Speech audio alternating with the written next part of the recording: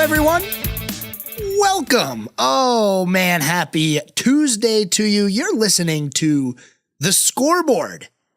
A reminder, well, not a reminder because we haven't said it yet. A disclaimer to start the program today. Today's episode was recorded at an earlier time. It is not live, but today is Tuesday, January the 28th. All the information as of Tuesday when I'm recording this is up to date. And we usually hope that it stays that way and nothing crazy happens in between now and 5 o'clock. But we'll see. You never know what's going to happen in the world of sports. A lot of things can break between now and then. We have a lot to talk about, a lot to discuss today. We weren't on the program yesterday. So today we're going to pretty much talk about everything that happened over the weekend, including Friday, which we had a few basketball games in the local high school basketball scene that were taking place. We're going to go over the men's scene today. Tomorrow it'll be the women's scene. We're also going to talk about the weekend of NFL Conference Championship games. Oh boy, it's the hot topic that everybody's been talking about, still discussing it today. I mean, I know the games were Sunday, but here today on Tuesday, you're seeing a lot of people have a lot of bad opinions on this. And yes, I said bad opinions because they're not all good opinions. There's a lot of people out there who have no idea what they're talking about. We're going to cut through all the garbage and try to figure this out together and come to a conclusion on how the games were on Sunday. Yesterday was Monday. We had a few things going on, some college basketball in action, some NHL games as we get close to the end of the regular season. Not all that close. We're just past the halfway point. But what is coming up, not only in the NHL, but also in the NBA, and the NBA much closer than in the NHL, is the trade deadline. And things are starting to heat up, not only in the NBA, but in the NHL as well, as we had the Carolina Hurricanes. Oh, boy, did they make a blockbuster trade over on Friday. Actually, we weren't even in the weekend yet. Friday rolled around. Big blockbuster trade for the Carolina Hurricanes. They get some elite talent coming their way. No goaltender. We'll talk about that. But we're going to start things off the way we normally do, going over the high school sports landscape. And we'll start things off with basketball, men's varsity basketball, that is. Statesville High School. Statesville High School is having a pretty decent year. 6-2 within their conference. That's good enough for third in the 3A Western Foothills Conference. They are actually tied right now, is Statesville, with 4 other teams to lead the conference. Yeah, you heard me correctly. We have a 4-way tie right now. East Lincoln, North Lincoln, Statesville, and Hickory High School. Those 4 schools are currently 6-2 within the conference. Oh man, are things heating up. It is going to be fun to see who can top this conference at the end of the season. So we just talked about the schools there. One of them being East Lincoln. That's actually going to be the next opponent for Statesville High School. Now, Statesville is 6-2 within their conference, but overall 10-7, which doesn't give them the best tiebreaker scenarios, including the head-to-heads, which they lost a game against North Lincoln after they had beat Hickory High School. Now they play East Lincoln at 7:30 tonight, and the winner of this game will break the tie between those two teams. We have other games going on as well. Like Hickory High School, they are actually going to be in action against North Lincoln today. So you have the 4 teams atop of the 3A Western Foothills Conference in men's basketball, all facing off against each other today. After today, only 2 teams are going to be tied for the conference lead. And we'll see where things go from there. But a big game coming up tonight for Statesville High School as they take on East Lincoln. Now, this game is going to be on the road with a 7:30 tip-off against East Lincoln. East Lincoln's having a very good regular season, not only a good conference year, but overall, East Lincoln's a little bit better than Statesville, going 13-5. They were one of the hottest teams in the conference, in my opinion, but they've gone on a little bit of a downward spiral here over the last 2 games, losing to North Lincoln and losing to Hickory High School. That came off the back of a very good winning streak where they ended up winning, I think it's 9 games in a row earlier in the year that they won. Hopefully, we can see Statesville High School continue that downward trend for East Lincoln, come out victorious, and be atop of the 3A Western Foothills. Staying within that 3A Western Foothill Conference, let's go ahead and talk about West Iredell. Now, this is a school that we had our eyes on early in the year. As things started out, the landscape was starting to show itself, and West Iredell was 9-3 at one point. They were doing great. It looked good. The regular season, their overall record, their conference record at that time was really good. And then things went south. West Iredell currently is 9-9. Remember, they were 9-3. They're currently on a miserable 6-game losing streak. That gets topped off by a game last Friday, where they were on the road against St. Stephen's. They lost 87-85 in overtime. This after they went into the fourth quarter with a 7-point lead. St. Stephen's comes back, they tie the game, they force overtime, and they get the win. So just some tough losses here as of late for West Iredell, but a chance to finish this road trip strong. Now, they've been on a 4-game road trip here where they were at North Lincoln, North Iredell, St. Stephen's, and now today they play Ford High School. Now, Ford High School is having a rough year. This is exactly what West Iredell needs to get their season turned around. And the good thing, we talk about this all the time, and it applies to high school as well. If you start the year really strong, you have a little bit of a cushion for a mid-season slump. And that's what we're seeing with West Iredell right now. If they didn't start the year 9-3, they would be in big trouble right now. Now, the conference record's not great. 2-6 in conference is tough. But you get a few wins here. You beat a 1-win Ford High School team tonight, and things can really turn around for you because there's a lot of games left to be played.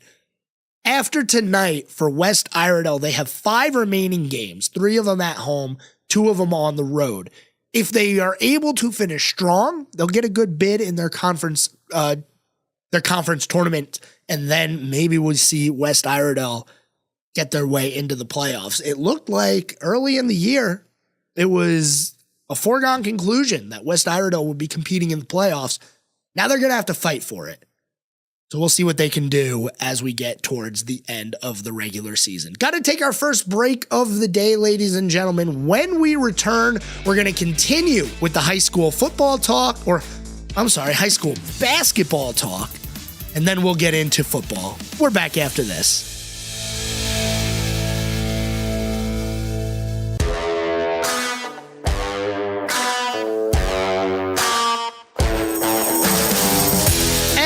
Welcome back. Segment 2 here on the Scoreboard. I gotta say, I am mad at Max Preps. I don't like them. I don't like them anymore. I'm mad because I'm sitting here going through some of the scores, some of the records of the teams in basketball within our area, and I'm looking at the West Iredell page, and on the side, you see like advertisements for Max Prep's videos, featured videos. And what is the featured video? It's Saquon Barkley. It's Saquon Barkley in high school, just terrorizing people. Literally he's hurdling people and running 95-yard touchdowns in high school. I'm sad. As a New York Giant fan, I'm sad. I'm very sad. He should have never left the Giants. What a terribly run organization. Anyway, we're talking about basketball. We're talking about high school basketball. Not only that, the high school varsity men's basketball season. Let's go ahead and talk about North Iredell as one of the schools within our listening area that's had a rough year, but they're getting things turned around here. A nice 2-game winning streak. They beat West Iredell a couple of days ago. Actually, it was about a week ago at this point that they beat West Iredell. That is a big win for North Iredell, and we just talked about why it was a bad loss for West Iredell. And then they beat Ford High School. So a nice little 2-game win streak here to get the season turned around. They're only 3-5 is North Iredell within the conference. Not completely out of it yet because like we've said and like we've been saying, only conference games remaining on the schedule for pretty much every single school within our area, within North Carolina, that is.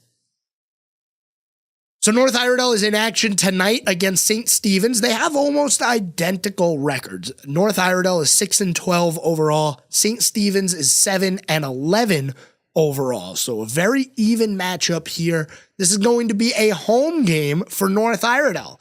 So a big home game coming up here. If they can get to a 3-game win streak here and really start to turn around that conference record, they're going to win now. They're 4-5 in the conference. That's not terrible. Maybe they can make a little bit of a run here late in the year, jump another school or two, and get themselves into that conference tournament.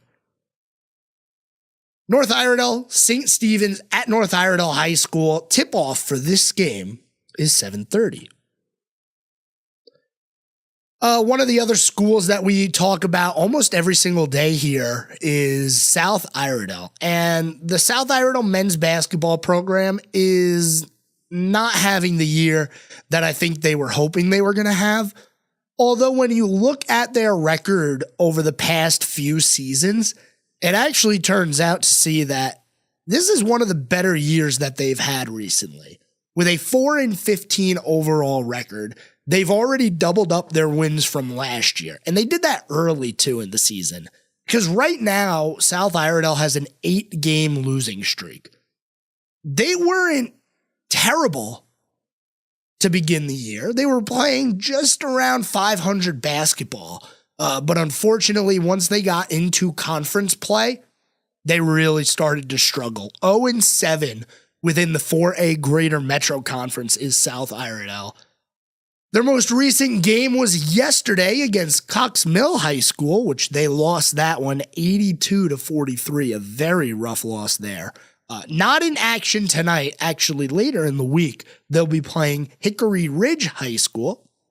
And Hickory Ridge having a good year. They're a 500 basketball team, but their conference record is pretty good. They're actually 3rd in the 4A Greater Metro area. So hopefully South Iredell maybe getting a win later in the week, turn the season around, get a conference win, get one conference win to end the season. I think that's how we make this a successful season for South Iredell.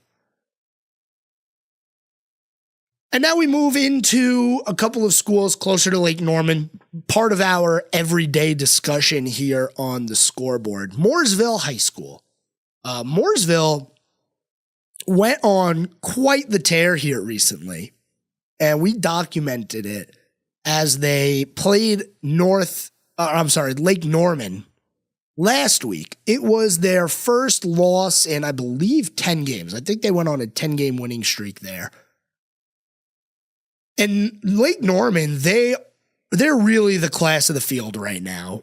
Undefeated within their 4A Greater Metro Conference. They are now on an 8-game winning streak. They've scored 1,400 points. They've allowed just over 1,000 points on the year so far. And they're 3-1 in neutral site games. That's the only game they lost was at a neutral site. They're undefeated on the road, undefeated at home. 17-1 is the overall record for Lake Norman. Now, Lake Norman is going to be in action tonight against A.L. Brown. That is a 7:30 kickoff, or tip-off, I should say. And Mooresville is going to be in action at home as well versus Hickory Ridge, tipping off at the same time. So these two schools within the 4A Greater Metro Conference are now separated by 1 game. Mooresville has to get the win to keep up with Lake Norman if they have any chance of getting that conference championship. And that is the high school basketball scene for you right now. We're getting very close to the end of the regular season. We got to go about halfway through the month of February. The regular season ends. We get some conference tournament games going on. Then we get into the playoffs, the best time of year for any sport, that is. Now we're going to move on from the high school scene. I want to go over a couple of things that have been in the news recently, including the NBA. If anybody has been paying attention, we talked about this a little bit last week. Jimmy Butler needs to stop making headlines. It's getting out of hand. The Miami Heat have suspended forward Jimmy Butler without pay for an indefinite amount of time after the disgruntled star walked out of practice on Monday. It is the third time that Butler has been suspended by the Heat in recent weeks, and it comes as he was expected to return from suspension number 2 last night against the Orlando Magic. Wasn't meant to be. Now, the Heat said the latest suspension will be at least 5 games. They said indefinite, but it's going to be at least 5 games, which is going to take it through the trade deadline for the NBA, which is February 6th. Now, I haven't seen anything that says that a player that's suspended by a team, not by the NBA, not by the league itself, but I haven't seen anything that says that a player that is suspended by a team can't be traded. So I would think they're going to be shopping Jimmy Butler, the Miami Heat. Problem is, who wants him?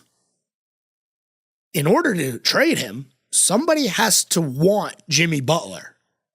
At this point, I don't know if anybody's going to look around and say, yeah, you know what?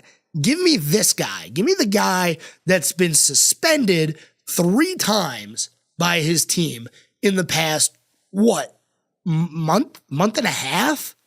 It's really not been a long amount of time that has passed between these suspensions. He just keeps racking up the suspensions, leaving practice, doing things he's not supposed to, missing flights, sleeping at different hotels. I mean, what are we doing here, Jimmy Butler? And remember, it wasn't that long ago that the Heat were in the NBA Finals. Remember? It really wasn't that long ago. You only have to go back to 2023.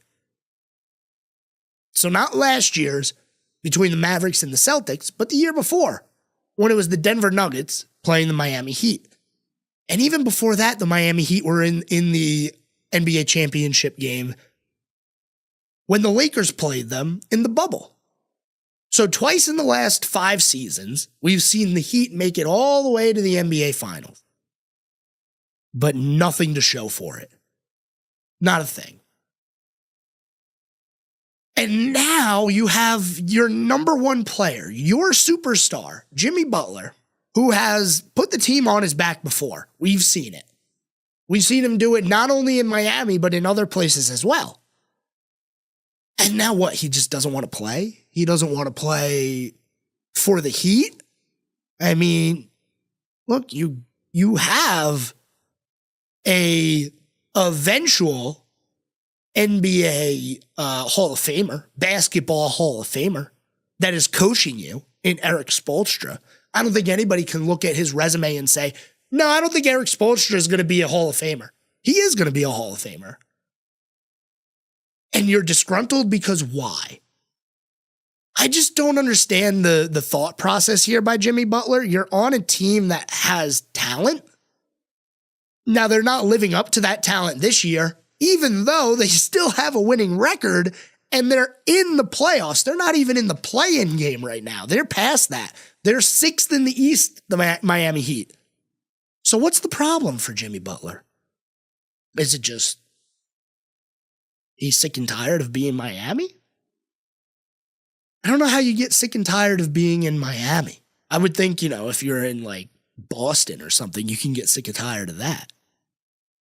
Or in the NFL, Buffalo. Like, who wants to go to Buffalo? It's cold. and they can't beat the Chiefs. Oh, no. Oh, man, I said it.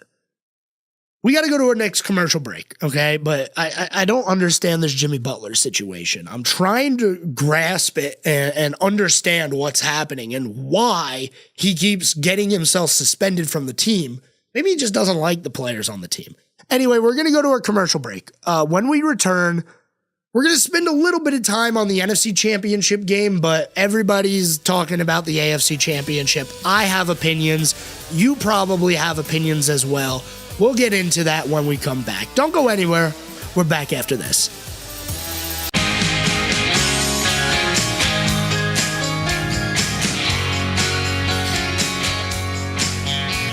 Welcome back, ladies and gentlemen. You're listening to the Scoreboard. I don't think I gave you guys the disclaimer last segment, but just a reminder for you, today's episode is actually not live. We are pre-recorded today. I'm not here in studio. I can't take your phone calls. No phone calls today. No interaction with me on Facebook or YouTube. But if you want to comment, go ahead and do that. I'll look back at the shows. I usually do and see if anybody comments, has something to say. But we are not live today. Time to get into what everybody wants to hear about, right? I mean, let's grab the bull by the horns here. Conference championship games in the NFL. Let's start with the NFC. Get that one out of the way. A little bit different than what happened in the AFC championship game, because in the NFC championship game, we had a matchup between longtime rivals, the Washington Commanders and the Philadelphia Eagles.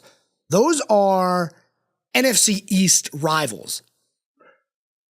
And it really wasn't the most entertaining game. Philadelphia dropped 55 points on the Commanders, including 21 in the fourth, which were not answered at all by Washington. Saquon Barkley had another one for the ages as he ran for 118 yards, 3 touchdowns on the day. Will Shipley ran one in, and Jalen Hurts also ran 3 touchdowns in. I mean, holy moly. That's, that was 8 touchdowns, I believe. It was, if my math is correct, by the Eagles. I said it last week before the game started. I said the key to this one is literally going to be stopping Saquon Barkley, stopping the run game. And the Commanders go out there, they kick a 3, they get a field goal to take the lead early. Yeah, we're feeling good. Let's kick it off to the Eagles. Let's bottle up Saquon, maybe make him get a 2-yard gain, 3-yard gain to start. Make him work for No. They did not make him work for it. They didn't make him work for it, Reese. First play of the game and 65 yards for Saquon Barkley to the house. Yeah. At that point, Reese, I thought the game was over. I was like, it's a 4-point game, but the game is over because how are you going to stop an Eagles team that's clicking on all 4 cylinders like this on the ground? You just can't. Yeah. You can't. The key to beating the Eagles, and I've said this the past few weeks, you got to get a lead. You have to make the Eagles play from behind, right? Because they're not built to play from behind. We've seen it all year. Even when they're ahead, sometimes they blow it. I'm talking about the Commanders game at the end of the regular season, but no Jalen Hurts. Yeah, we're not going to talk about it. The Eagles got out to a 14-3 lead. By halftime, they were still up 2 possessions. And at that point, I was holding out hope. I was like, all right, halftime's coming. Let's go to the third quarter. 5 plays by the Eagles to start the half and a punt. And I was like, all right, cool. They're back in it. Commanders are going to make this a game. And then the Commanders had to punt on a 3-and-out, and Philadelphia scores. And then it snowballed from there. Yeah. It was like, we got to the fourth quarter and I was like, okay, Eagles, slow down. You won. They score again. Okay, Eagles, slow down. You won. I get it. You won. And then they take the starters out and it's like, hey, we're still going to keep running it into the end zone. Yeah. Like, oh man, that's how you get yourself a rushing touchdown for Will Shipley, who had, by the way, he had 77 yards. Man, So the Philadelphia Eagles, they dominate, get a 55-23 win over the Washington Commanders. And before we move on from this one, just props to the Commanders on a great year. I think we're going to see the coach of the year by the Commanders. Dan Quinn came in there, a defensive-minded guy, but he gets a quarterback in Jalen Hurts. That's the wrong team. In Jaden Daniels, who has revitalized this franchise.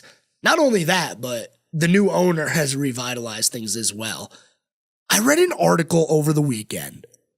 Maybe it was late Friday by ESPN. Somehow, some way, people are still getting in contact with Dan Snyder. And apparently Dan Snyder is the least happy person on the face of the earth right now. He sells his Commanders, the team he grew up rooting for. He sells them, didn't want to sell them. He tried every antic in the book to not get this sale to go through. And the year after he sells the team, they go to the NFC Championship game. He's not a happy camper. And the article was so fun to read. If you have a chance, I forget the name of the article, but just Google Dan Snyder, ESPN. You'll see the article. It's from a few days ago. It's worth the read. It really is, because Dan Snyder just sounds like a kid throwing a fit. He does. And I don't feel bad for him. I don't like the guy. Let's move on to the AFC Championship game.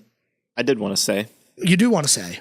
I do agree with you. From where the Commanders were last season to this season. Yeah. Massive improvement. As a 4-win team last year. So... And now this year, they were part of the Final Four. Right. So I agree with that statement. Yes. There were people that thought the Commanders were going to be better this year, but not 12-5 NFC Championship game better. We saw it all year, though. Jaden Daniels, he's going to develop into a nice player in the NFL. And I was thinking about this during the game, is before we move on to the Bills and the Chiefs, we don't have that dominant player in the NFC right now. We don't have that quarterback where you look at this team and you look at that quarterback and you say, okay, they're going to probably have a good chance to win. Maybe you could say, Jared Goff for the Lions. Yeah. Maybe. This year, Sam Darnold got all the hype. But I think in the future, we're going to look at Jaden Daniels in the same tier as a Josh Allen, as a Joe Burrow, as a Lamar Jackson, just one step below Patrick Mahomes, because nobody's Patrick Mahomes. Just always making a run. Right. Always competitive. I like Jaden Daniels coming out of the draft. I really did. And me personally, I wanted the Giants to say, you know what? We're going to throw our hands in the air. We're going to give everything in the world to move up in the draft and get this guy. And if you watched Hard Knocks at all with the New York Giants from the offseason, even Joe Schoen's son, the GM, his son was like, trade up and go get Jaden Daniels. You only get this job one time, so make it count. And then you got the owner of the Giants saying, man, if Saquon Barkley has a good year with the Eagles, I don't know how I'm going to live with myself. Saquon's in the Super Bowl. Yeah. And he did. Let's move on to the Chiefs and the Bills. The biggest game of the weekend, the rematch, the one that got all the hype. And before we get into the nitty-gritty of this game,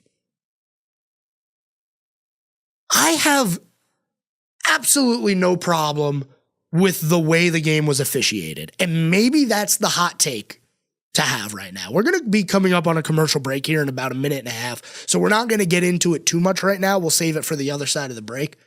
But watching the game objectively, as somebody who doesn't have a rooting interest, I'm not on the bandwagon of hating Kansas City because they're good. I actually think that they're a lot of fun to watch, but I don't agree with the narrative that in the NFC Championship game specifically, they were the benefit of a ridiculous onslaught of calls that went in their favor. I don't believe it, because we had plenty of calls go against Kansas City that should have gone against the Bills. And not only that, when you look at the penalties in the game, they were pretty even.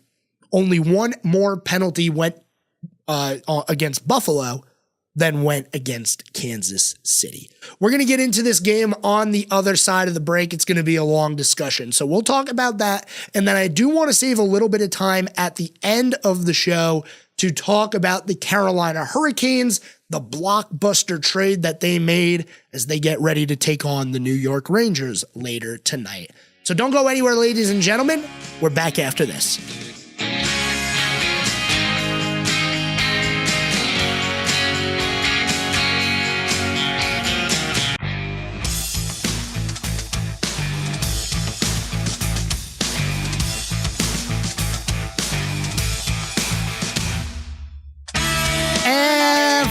Segment here on the Scoreboard, ladies and gentlemen. A reminder to you, today's episode is pre-recorded. We are not live in studio. We are here earlier in the day, but all the information is accurate as of Tuesday, January the 28th, which is the day that you guys will be hearing this show. We just got done talking about the NFC Championship game, and now it's time to move on to the AFC Championship. And I said it on the other side of the break. I had absolutely no problem with the way that this game was officiated. Reese, yes or no? Game was fairly officiated. I think so. I think so too. Okay. So the narrative going around the NFL world right now is that the Kansas City Chiefs are the NFL's darlings, and nobody should beat the Chiefs unless they go to the Super Bowl. Then you have a chance to beat them because the NFL wants a chance for the Chiefs to three-peat. I don't agree. I don't think that the NFL scripted in any way, shape, or form. Is there bias by the officiating crews? Absolutely. There's always going to be a little bit of human bias, whether they know it or not. It's probably completely subconsciously, but there will always be a little bit of bias in officiating. With that being said, the Buffalo Bills lost this football game. They didn't have the game taken from them. They didn't get screwed by the referees. They straight up lost this football game. And you look at the two big controversial calls in this game. The catch at the goal line where you had the Bills player and the Chiefs player fighting for the ball. They both come down with kind of possession, and the ruling on the field was a catch by the Chiefs. And then you had the 4th and 1 play by the Buffalo Bills where they decide to do a tush push and they don't get it. Maybe they got it. We're not really sure. The officiating crew said they didn't. Let's start with the catch. The catch, no catch. It was called a catch on the field. All right. And that's what you need to remember is no matter what you see in replay, it was called a catch on the field. So according to NFL rules, you need clear and concise evidence to overturn that call. I didn't see it.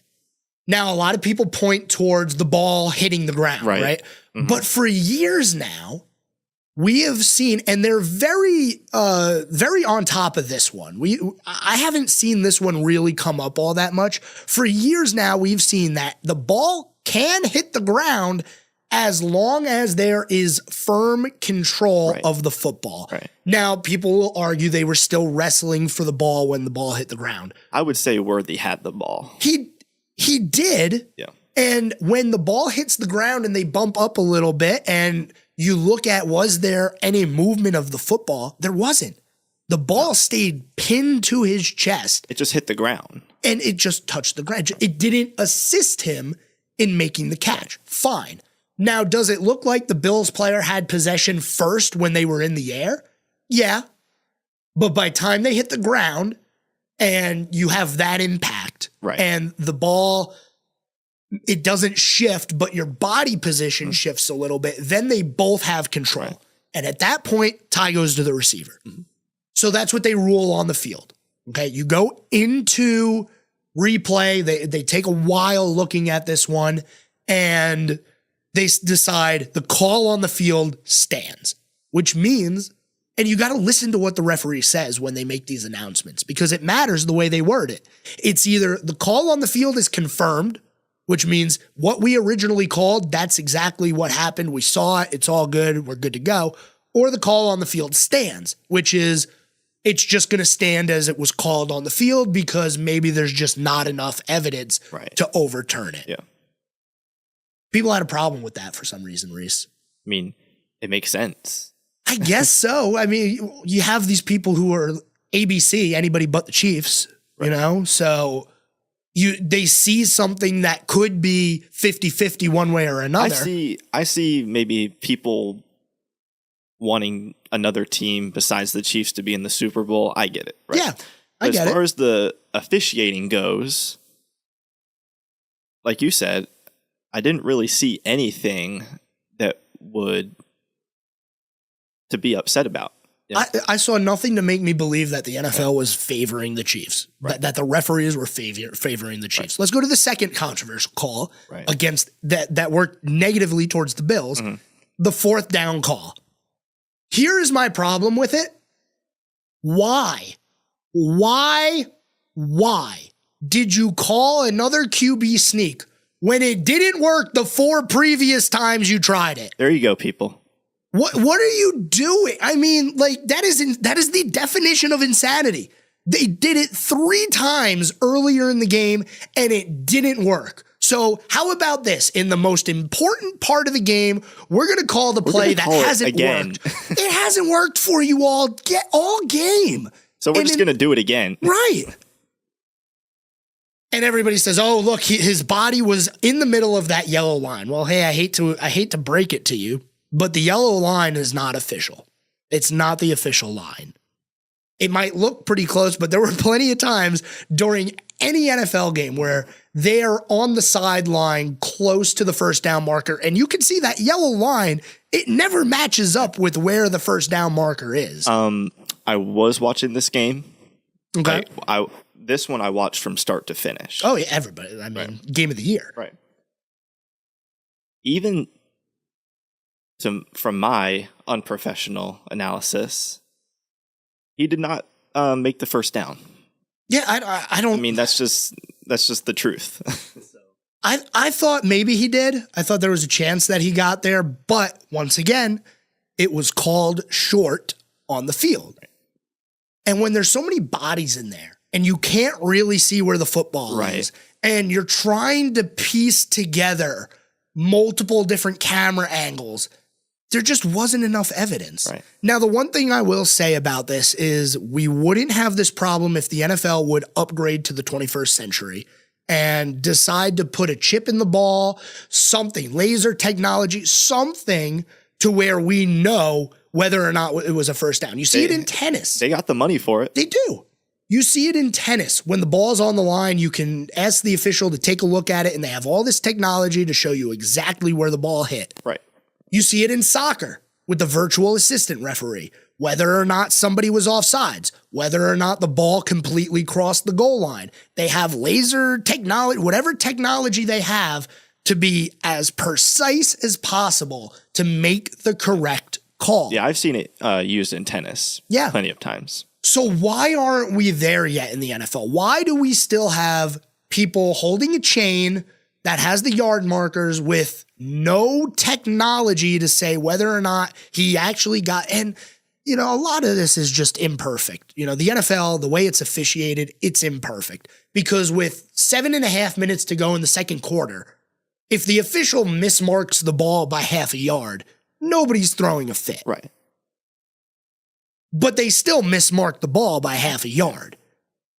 It's imperfect, and you're always going to have the human element of that. Right. I don't think that this was a call that was malicious against the Bills at all.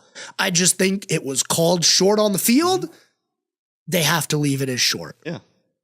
Now let's go to the other side of this argument where people said, oh, all the calls go towards the Chiefs.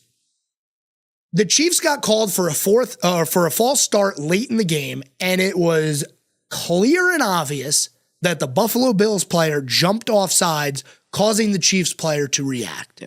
Clear and obvious, but they called it a false start against the Chiefs. There was also a play where on an extra point for the Bills, the defender got a perfect jump. Perfect jump. He did not jump off sides, but they called it offside. Right. I didn't see an offside. They showed it once. They didn't mention it because they didn't want to say anything about it. But he wasn't offsides. He jumped right at the snap. Now, that one didn't help the Bills. They ended up missing the 2-point conversion. But you look at the way this game went and the 2-point conversions that were missed and the turnovers that you have if you're the Bills. And it's like you had every opportunity to win this game. There's a few things that the Bills did, and it's a long conversation if I go into it, so we can talk about it at the end or whatever. But there are a few things that they did where I was just, why? Yeah. And, it seems like that's always what it comes down to is like, why are we making this bad decision here? What is the problem with running something that isn't a QB sneak? Why do we have to try for the 5th time in the game to make a play work that hasn't worked the entire game? Yeah. Can we run an actual play? Yeah. Let's talk about the last thing here on my list. We'll probably talk more about this Bills-Chiefs game tomorrow because I'm still fired up about it. I just don't like the narrative that the Chiefs are the darlings of the NFL. Mikko Rantanen. You might be familiar with that name if you're a hockey fan and if you're a fan of the Carolina Hurricanes. Well, that's because Mikko Rantanen got traded from the Colorado Avalanche to the Carolina Hurricanes. A big blockbuster deal here. Carolina got themselves a player. I don't think anyone expected this. No, I didn't. But when you look at the specifics of it, Rantanen on an expiring contract, making nowhere near the amount of money that he should be making. Yeah. Colorado wasn't going to be able to afford him. Mm-hmm. He goes to Carolina, which is great. The other addition that Carolina got in the trade, it was a 3-team trade, was Taylor Hall from the Blackhawks, which is pretty cool. My problem, you didn't address the issue. The issue is goaltending. We've said it time and time again. You didn't address the issues. We'll talk more about this. We got a big game for Carolina against the New York Rangers, one of the hottest teams since the new year. We'll talk about it more tomorrow. No to this day in sports today. We'll do it tomorrow. Until then, have a great night, everyone.